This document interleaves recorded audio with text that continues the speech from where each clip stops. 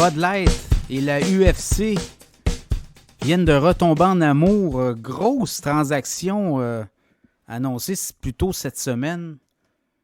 Une transaction quand même d'affaires entre la marque Bud Light qui appartient à brasseur Anheuser-Busch InBev et la UFC, sport de combat, notamment dans l'octogone. Et c'est un retour aux sources, si on veut, pour Bud Light, qui avait été le commanditaire officiel de la UFC il y a une quinzaine d'années. Et depuis, on avait délaissé le marché de la UFC. Mais évidemment, il y a un gros scandale plus tôt cette année concernant Bud Light aux États-Unis. On avait financé des campagnes, notamment avec des transgenres. Et ça a mal passé du côté de la clientèle de base de Bud Light. Il y a eu un appel au boycott. Il y a eu quand même des mouvements très violents. Et Bud Light a perdu son titre de numéro 1, de bière numéro 1 aux États-Unis, déclassé par Modelo. Modelo qui appartient à InBev, mais aux États-Unis, c'est pas Anheuser-Busch qui détient les droits sur la Modelo. C'est plutôt Constellation Brand. Donc, ça a beaucoup fait jaser ça. Et là, on le sent, là, les marques qui font beaucoup d'activisme social, à un moment donné, il y a une limite à ça. On en a déjà parlé dans le podcast.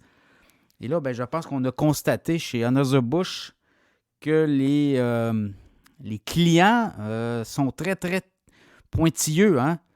Donnez-nous de la bière, mais ne faites pas de la politique et surtout, ne nous dites pas comment penser. Donc, tout ça a fait en sorte que la bière Bud Light a eu beaucoup de problématiques. Et là, on revient à la base.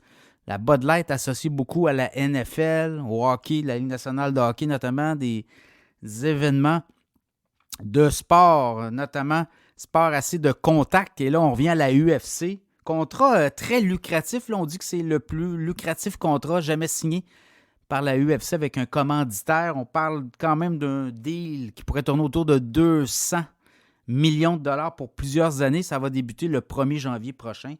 Donc, Bud Light se rapproche de sa base naturelle de clients. Et avec la UFC, une entente multimillionnaire, on va dire. Plusieurs centaines de millions de dollars. Voilà, donc on va voir le titre d'Anheuser-Busch à la bourse de New York se fait brasser quand même. Là, on était début de l'année autour des 60 $. On est descendu.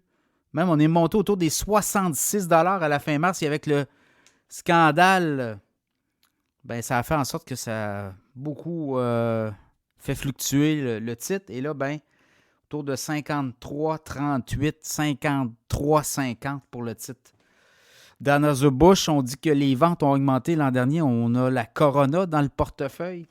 Et ça a été aussi pour les buveurs de bière un recentrage. Donc, est-ce qu'on veut reconquérir? Je pense qu'on veut reconquérir le cœur des buveurs de Bud Light.